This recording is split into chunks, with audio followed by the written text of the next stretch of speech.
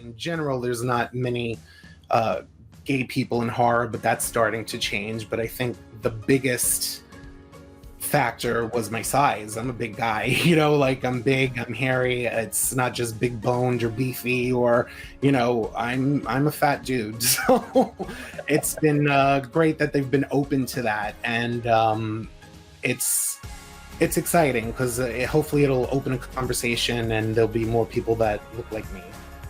Hey there. Hey. We are Bears and Sass. I'm Eric. I'm Christian. Welcome to our show. This episode is going to be spooky, scary. Just in time for Halloween. And hot at the same time. Oh, yeah. How? Well, Halloween's almost here. And 2020 has been a scary, crazy year. Very scary. But for this episode, we're going to talk to John Hernandez. He's an actor, writer, and comedian who is bringing his character Stan the Mechanic to life as a new horror host on Here TV. What a horror host what a horror host is, what is this about? You're gonna find out during a talk with him. Yes. And for those of you who don't know, Here TV is the world's largest LGBTQ library featuring movies that honors award-winning movies, series, documentaries, and much, much more.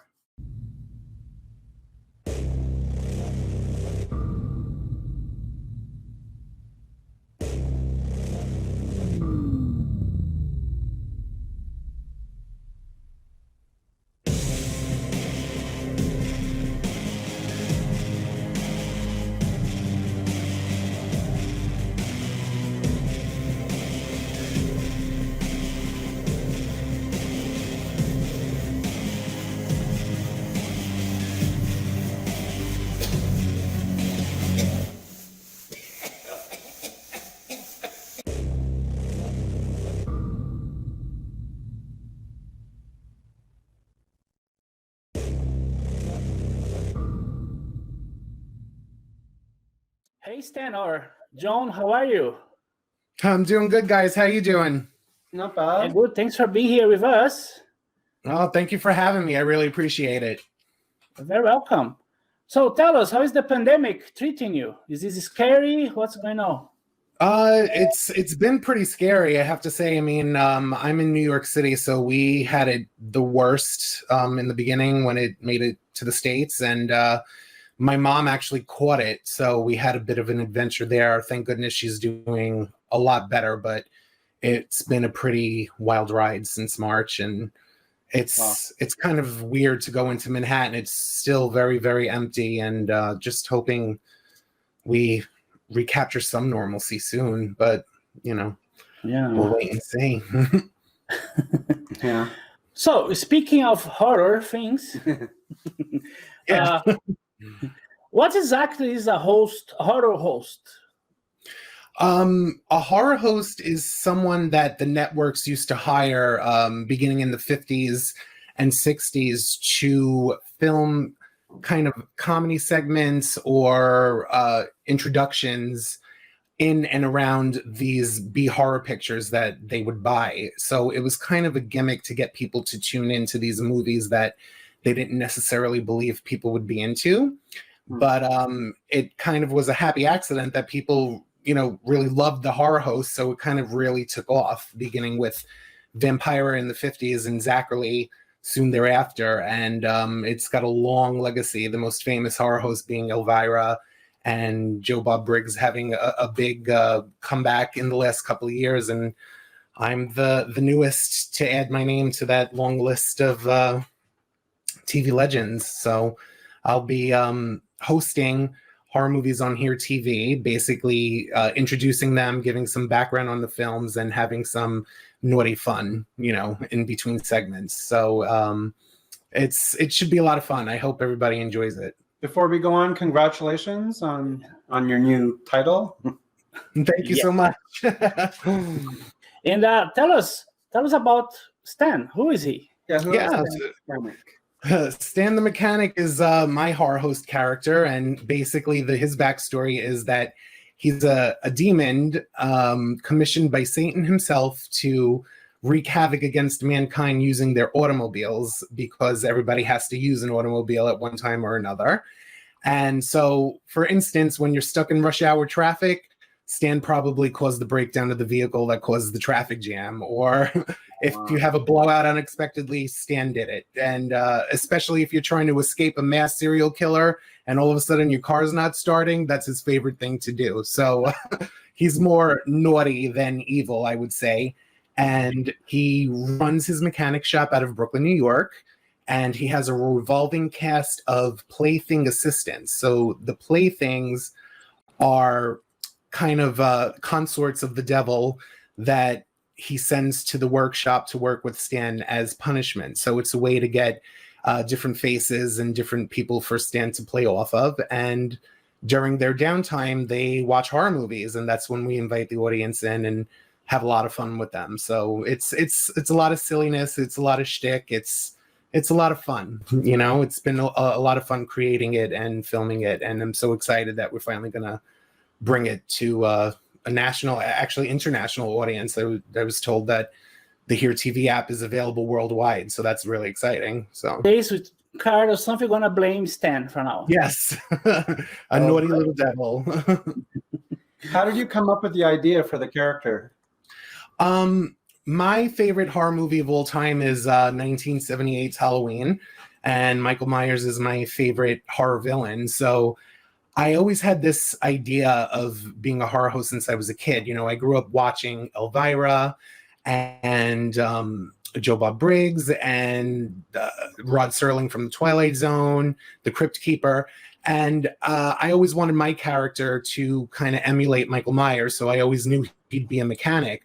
And we tried to find a way to make him spooky because, you know, all the horror hosts have a bit of a spooky personality. And me and my husband were at a horror convention about a year and a half ago, having some drinks, and we were riffing on the idea, you know, and we were just like, goodness, you know, what kind of spooky mechanic is there in like horror history, or, you know, and we were just thinking, and the song Sweet Transvestite from Rocky Horror Picture Show came to mind, where Frankenfurter offers to order Brad and Janet a satanic mechanic.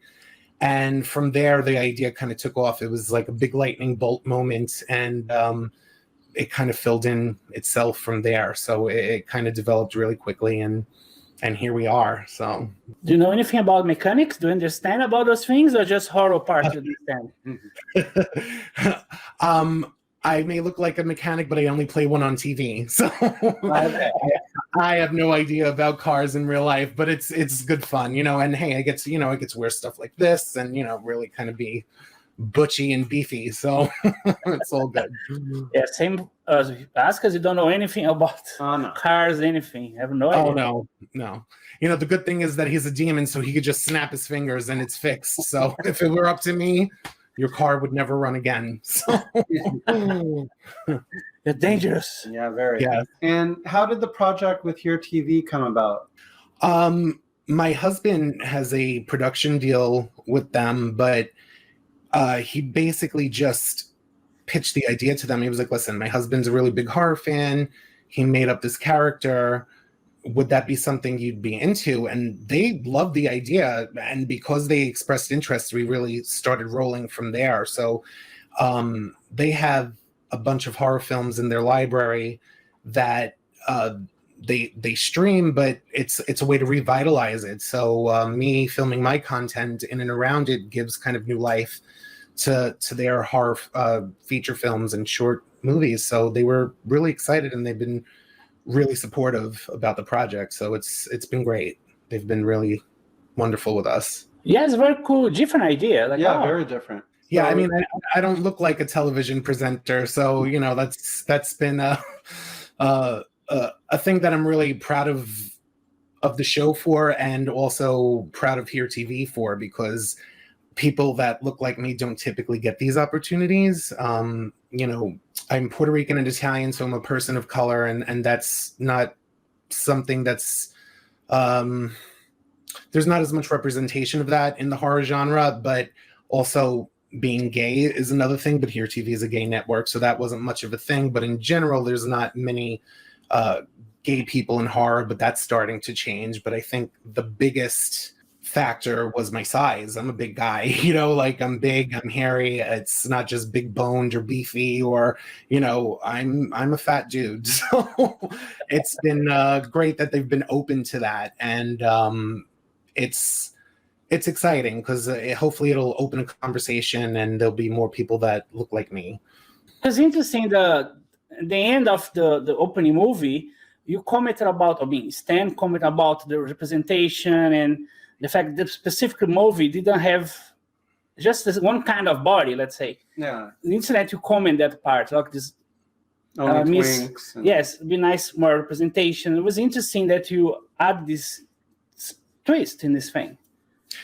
A big part of what I want to do with this show as well is we're in kind of a new era, and people are more woke and aware of things and problems. And as much as I love horror movies, I realize there's been a lot of problems for a long time. Like we were just saying that, there's not many people of color in horror movies, and if they are, they die really early in the film. And historically, any gay characters or queer characters in the film were usually the villains, or they were stereotypes. And with the movie Hellbent that we're watching, it's an amazing film. I love it, and it's one of the first gay slasher movies, and for that reason, in and of itself, it deserves to be celebrated. But I do point out that there's kind of not much diversity in body type, and that's something that we see large and wide in the gay community. Like, I'm not upset at the film for that, but I'm pointing it out. It would be nice if there were different types of bodies represented in there. I do recall reading when I was doing my research on the movie that the cast that ended up being in the film, these were the only people that they could get a hold of. Like, they were trying to be more diverse in their casting. From what I understand, they had a really hard time getting people to come and be in it because it was a kind of a low budget feature. But all that aside, it would have been cool if there were some bears in it, but that's what I said, maybe for the sequel. So let's see. Well, you made up that part. You're the bear there. You're the bear in the film. I'm the bear. Like, who chose the movies for the? I did. So they gave us complete freedom to go through the whole catalog. And I spent a lot of hours watching all of their films, and whichever one stuck out the most, or that I felt that I could write good comedy or a good story around, those are the ones that I went with. So Hellbent is probably one of the most famous gay horror movies, and it is one of my favorites. So I was happy to kick off the show with that. But we have a couple more coming down the pike that are they're not to be missed. Let's put it that way. Can you tell a little bit about the movie? Oh, sure. Hellbent is from the early 2000s, and it's by a director by the name of Etheridge, and it tells the story of a group of gay friends that are going out to celebrate Halloween at the Los Angeles Halloween Carnival. And while they're out having a good time, they're being stalked by a masked killer called Devil Daddy. And he's this big, buff, beautiful, deranged serial killer that just is stalking and killing these guys with no particular reason, which makes it scary, So it's just a random guy out there collecting heads on Halloween night. So, and because for us, it was the first time we saw a horror movie with gay characters. Ironically, they're not even gays, the actors, but it was interesting to see, everybody's gay, everything is a different thing I've seen before. Are there other movies made after that, with horror movies with gays? Or? There's been a lot more since then. Like right now on the streaming app Shudder, there's a movie called Spiral that just came out that features a gay couple. Netflix is having big success with The Haunting of Bly Manor and the predecessor, which was Haunting of Hill House, and both series feature lesbian couples in it. So there's that. Other gay films there's Bite Marks, there's Rift, there's There's a bunch of them. So I would encourage people ahead of Stan the Mechanic even to sign up for Here TV and take a look at their horror section. There's a lot of good queer content. They have a show called The Lair, which is about a group of gay vampires. Dante's Cove, which deals with witchcraft, set within a community of queer characters. So the tide is really turning out there. It's exciting, and the people at Shudder have teamed up with some of the producers, I believe, over at Fangoria, and there's going to be a queer horror documentary coming out really soon.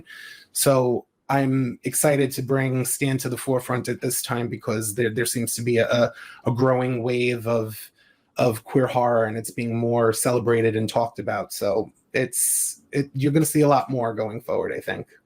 So the Stan's going to be a regular show, or is it going to be like a Halloween, or it's going to come out later? I'm glad you asked that.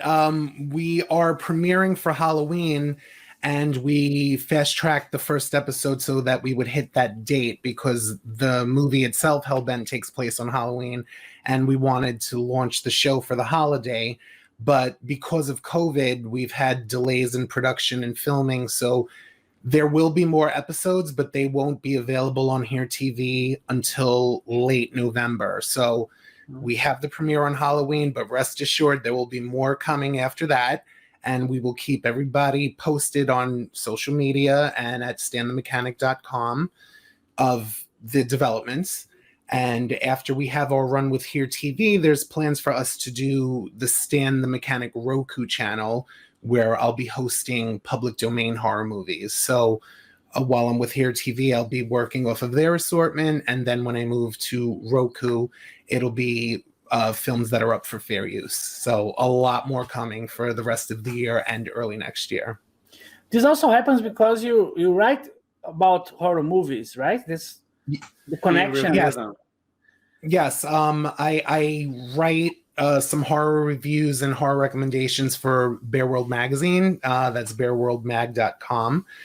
And so when I'm not filming, I'll be writing about them there. So it's a way to always be in the thick of it with what's going on in horror. So going back to the movies, what do you think a horror movie should have to be a really good horror movie? Well, for me, lots of sex and violence makes a great horror movie. I'm a kid of the 80s, so that's what was always there with the Halloween movies and Friday the 13th and Nightmare on Elm Street. There was always kind of boobs and blood, so to speak. But it's exciting now that we're getting gay horror movies, so there's maybe balls and blood. So I think that makes a fun horror movie. It's just about having a good time, kind of laughing at what scares you. So I think those are the best, the ones where you scream and laugh at the same time and maybe get a little horny. You know, that's always a good time. Just a little bit. Yeah, just a little bit. Do you prefer a horror movie made like Hollywood with effects, a very expensive budget, or a very cheesy, like a B trashy movie kind of thing? You know? I love all of them, but the B movies can be a lot of fun, and my show is going to deal with a lot of B movies. So there's equal amount of scares and laughs, sometimes at the expense of the film, but I love them all. So even if I'm making a little bit of fun of them, I love them. But yeah, great fun could be had with both, but because you don't need a lot of money to scare someone or tell a good story. That's the best thing about creating in this time, because everything could be filmed on digital and people have lots of friends, and now we have a lot of time too. So you can make a movie for pretty cheap and make it really effective. What are your favorite movies? B and not B.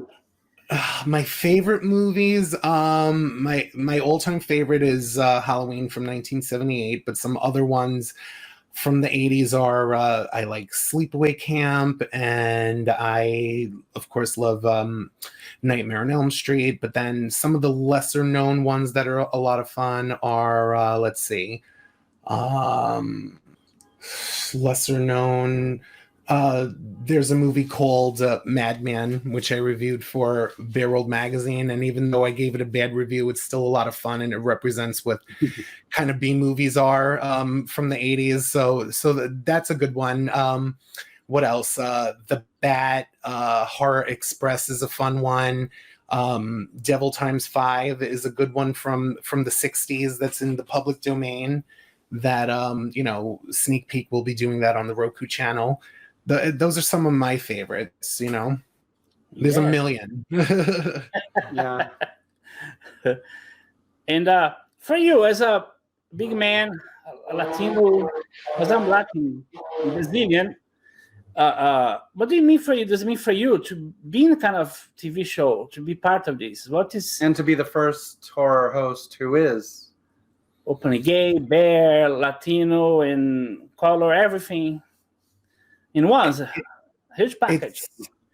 It's great. It's a source of tremendous pride for me because, in terms of being a Latino, in front of the camera, the only person I can think of off the top of my head that's in a lot of horror movies is Danny Trejo, and I love him, but he's the only one that comes to mind. And mostly I'm thinking of Guillermo del Toro and George Romero, Robert Rodriguez, but they're behind the camera. So to be a Latino as the star of a show in front of the camera in a horror themed show is fantastic. To also be part of that wave of queer horror that's coming to the surface now is wonderful. The timing couldn't be better for that. But I think the most radical part is, of course, being this big and this hairy and being at the front of a TV show is just, I can't describe it. It's exciting, but it is a little scary because we know how people think. So I'm really opening myself up for that kind of criticism. But hopefully I want guys like us to see me and see that we are beautiful and we can, have our own television shows, and there's nobody stopping us but ourselves. We kind of did this with a lot of determination. And there's a famous quote from Madonna about saying something like, people don't get what they want because they don't ask for it. We went out there and we asked for it. We were pushy. We made it happen. So I'm so proud of it in so many ways. Like, I wrote it, I created it, I'm starring in it. It's got a lot of blood, sweat, and tears in it. We're working with some amazingly talented people. My director, Catalin Stellian, brilliant. He brings so much to the table. Parline Productions partnered with me on this, and they've been amazing. We have 2 young actors that are going to be on the show, Mason and Summer, who are going to play the first round of Playthings this season. And they all were so excited and really got behind the project. So it's been really inspiring in that respect. And I just hope people like it. and I think they will. We wanted to get it in front of as many people as possible and show them what a good time we're going to have. Actually, mentioning Latin, there's a famous Brazilian, Coffin Joe. He passed Yes. year. He was a famous for his long nails. He was a very...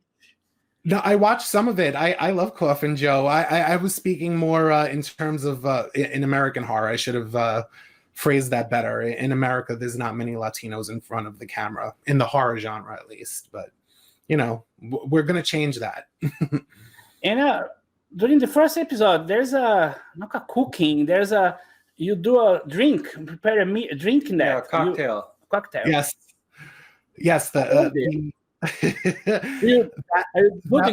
Cooking thing. Yes. Or concocting. It was kind of like a wink at the Mad Scientist, and for me, that was my homage to Zachary, who was the first male horror host, and he really set the standard of what the format would be. And his character was kind of a mad scientist, so he was always putting together potions and stuff. And part of the movie, when they go to the carnival, the drag character orders a flaming penis, and I thought it would be fun to kind of make up my own recipe for that. So we have a little bit of fun with that. So yeah. How many had to make to work well? Was the first one was all right, or had to rehearse for that? Oh, I got wasted. No.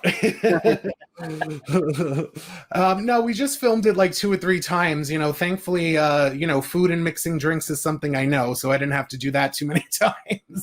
we nailed that in a few takes. But yeah, that was a lot of fun. But just the mixture of ingredients was really funny. So I actually had to drink that stuff. So that was kind of gross, but fun at the same time. But what about the fire too? Because there'll be a fire. How is he going to do that? Yeah. And then that's my demonic powers. I mean, And like, even if your hair singed off or anything. exactly. It's all witchcraft. Oogity boogity. Talk about the criticism, because unfortunately, I think gays can be more critical than others. We have a very success page on Instagram. We know very well when people wanna be mean, they can be very mean. Oh yeah. So we talk about how we're afraid to do that. How do you think you're gonna deal? How do you think? Because you're gonna deal with body positivity. There's so many things involved in that. Yeah, it's definitely been a concern. I'm not going to lie. Within the gay community, there's a lot of body shaming and criticism, but really, it's part of the culture. It's not just gays. It's everywhere. So I am very cautiously optimistic so far. I've been putting out pictures and tank tops and being a little sexy, because there's always a little bit of a sexy element to horror, and the response has been really good. There have been I guess gentlemen that appreciate bears have been really lovely to me and really kind and saying such nice things, and it still makes me shy, but I do appreciate it. I'm trying to also get my head ready for any kind of negative comments that may come, and I'm expecting them. We live in a culture where people are pretty nasty to each other, and I'm just gonna ignore it. That's the attitude I'm gonna take towards it. If they don't like it, too bad. Yeah, it's not gonna stop me. I'm gonna still put it out there, because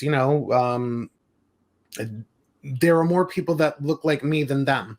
And so finally someone that looks like us has a show like that, and it's a reason to celebrate, not to fight with anybody. So I hope people see it for what it's worth in that respect. It's about celebrating everyone, because another aspect of the show with the playthings, my intention as it goes forward is to bring in all different sorts of people, body types, gender expressions. That I want this show to be a celebration of that.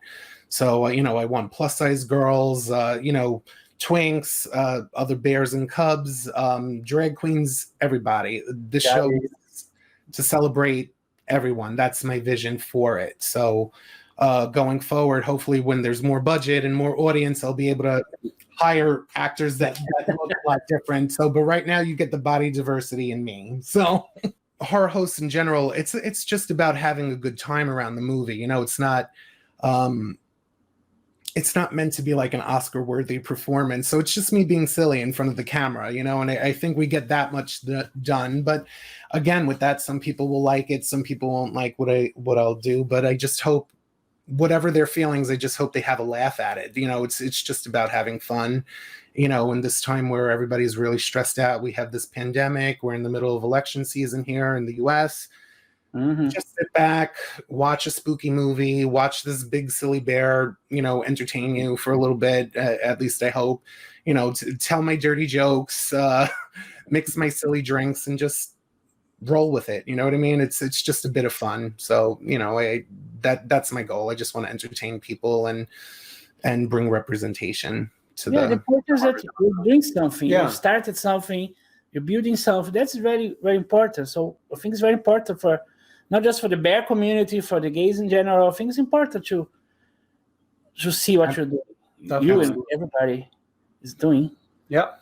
So aside from Stan, what else is going on with John Hernandez, the actor, writer, comedian?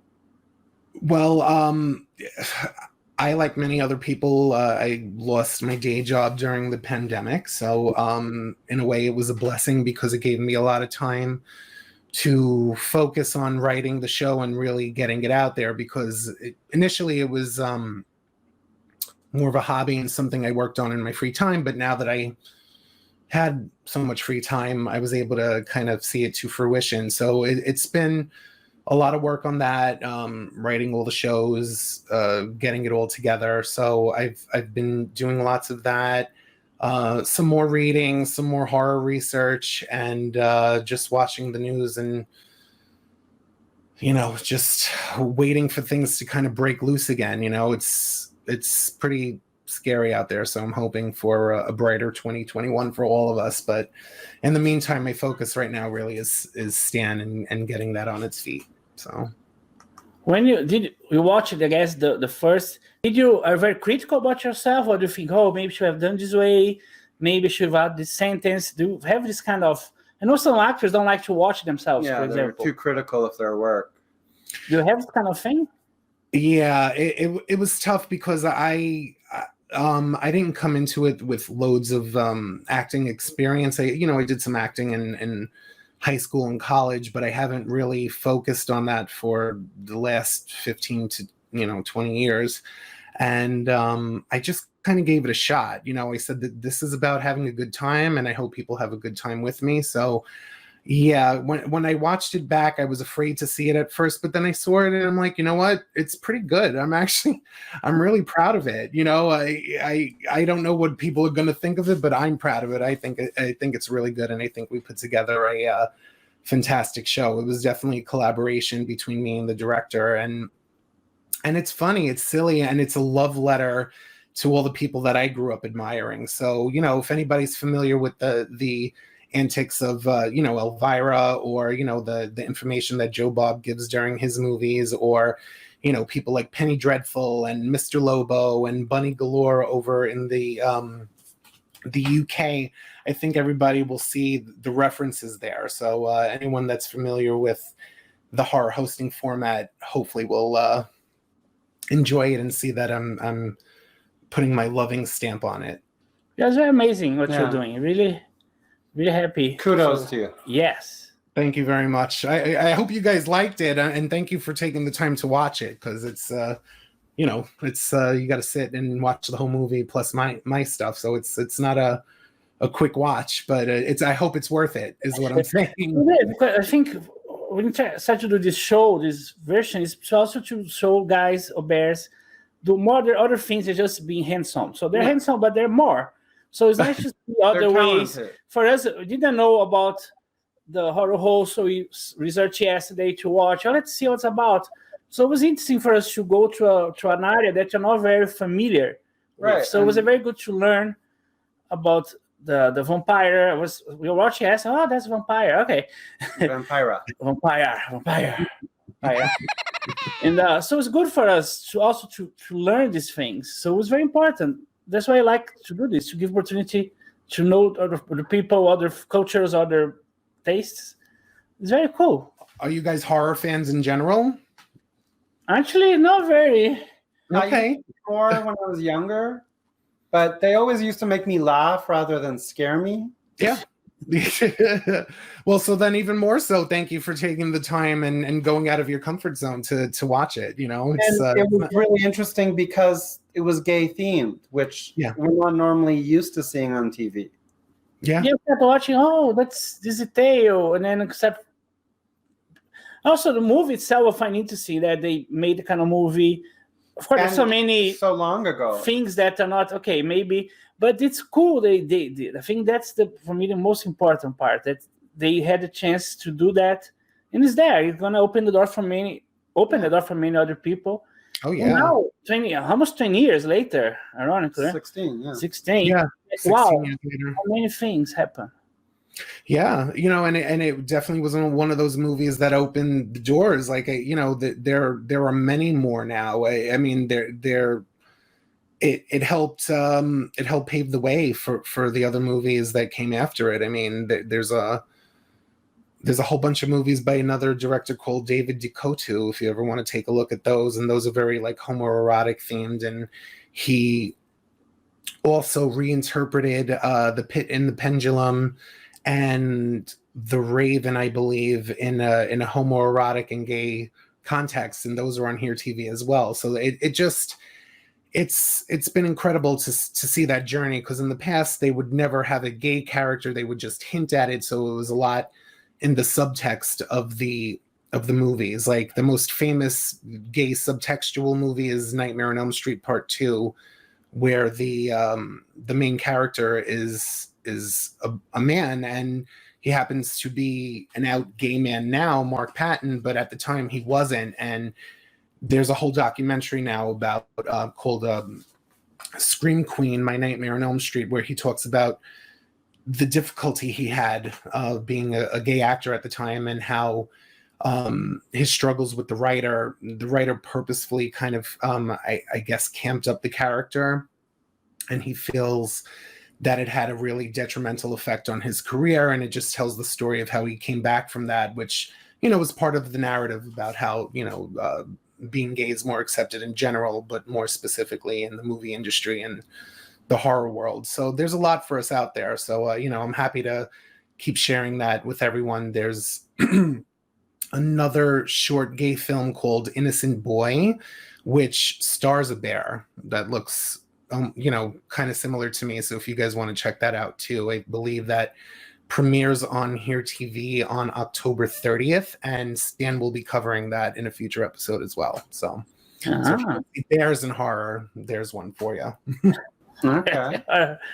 That's cool. Oh, speak of the movie, specifically this one, first one. He was so shocking, oh my God, what's going to happen? It's going to be a second one to explain why. Yeah, was there ever why that thing happens? Who was that guy? From what I understand, they had dialogue written for the killer, but they chose not to use it because they felt like the boogeyman is always best left to be a mystery. And that's kind of where they went with that.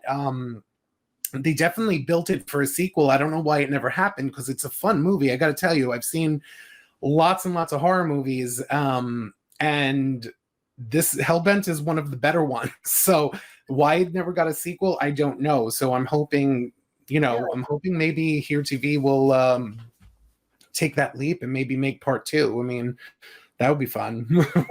There would be. Yeah, it was totally built for a sequel. And I'm talking a spoiler, but the eyeglass or the fake glass was so crazy. Fake eye. Yeah. At some point, okay, what? Yeah. Oh my God. Yeah, I know. He not to give away too much, but yeah, the killer gets obsessed with another character that has a glass eyeball. So there's a lot of shenanigans around that too. So, so suffice it to say, there's some ball sucking, but maybe not the ball sucking you'd expect. So. Invite our followers or viewers to watch Premiere of Stan. Premiere Stan. So I want to give you the screen. Hold on. You. Hi, boys. So Stan the Mechanic is going to be premiering on the Here TV app the week leading into Halloween. So you can download it for Apple TV or on your tablets and iPhones. I believe you can also go to HereTV.com and sign up for a membership there and stream it on your laptops and whatnot. From there, it will feed into their cable network channel, because there's the Here TV network on cable in a few weeks. And then I believe 3 months down the line, it's going to feed into Amazon Prime. So it'll be a rolling kind of premiere through different formats, and we'll definitely keep you updated at stanthemechanic.com. And you can follow me on Instagram and Twitter at Stan the Mechanic. And our Facebook page is Stan the Mechanic TV. So please join us there, sign up for the mailing list, and I promise it's going to be super fun. You get to see this big silly bear dance around for your entertainment and joy. We tell some cheeky, dirty jokes and just have a good time with it. So join me this Halloween. We're all going to be in, so let's have some fun together. Oh, one last question. If you ever meet Stan in person, what do you tell him? I think you should tell him how beautiful his chest hair looks and stroke it. That's what I think. Don't ask. I guess you should ask him the same. Yeah. Yeah. So, John, thank you so much. Yes, for- so we'd like to thank you, and we'd also like to thank Richard Jones and Robin Gray for making this possible. Yes, looking forward to the premiere and everything. that's Yes, coming. thank you. Thank you guys so much for having me. I really appreciate the opportunity and to be able to tell everybody about this project that I'm so proud of. And we'll go have a beer at Steam Whistle when I get up to Toronto, huh? Yes. Yeah. So once again, thanks to John Thank you, John. and also Richard, Robin, everybody else for making this happen. Thanks so Yes. much. It was so nice to meet John and talk for a while. It was hot. Yes. Like, oh, why? So don't forget to check his show, The Stan the Mechanic, on the Here TV. The good news is you can subscribe and follow from anywhere around the world. You don't need to be in the US or Canada, but have to pay a Subscription fee. subscription fee. It's very cheap. And you can also follow Stan the Mechanic and subscribe for news, updates about the shows. Like he said, there'll be other episodes coming, so you can hear when it's going to be available. And also can follow him on social media, Instagram, Twitter, and also he has Stan the Mechanic TV on Facebook. And also, speaking of following, you can follow subscribe to follow ours. the Bears Access show on YouTube. You have also bearsaccess.com.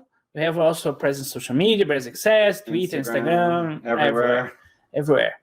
So, and let us know. Do you like horror movies? Are you into horror movies? Yeah. Which is your favorite? And what do you like to do for Halloween? If you celebrate, if you enjoy Halloween. Tell us, write us a comment.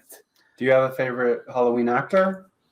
Yes, have any question for John or for Stan? So in the next episode, you can ask him. Yeah. Write down a comment. And most important is... Stay fluffy.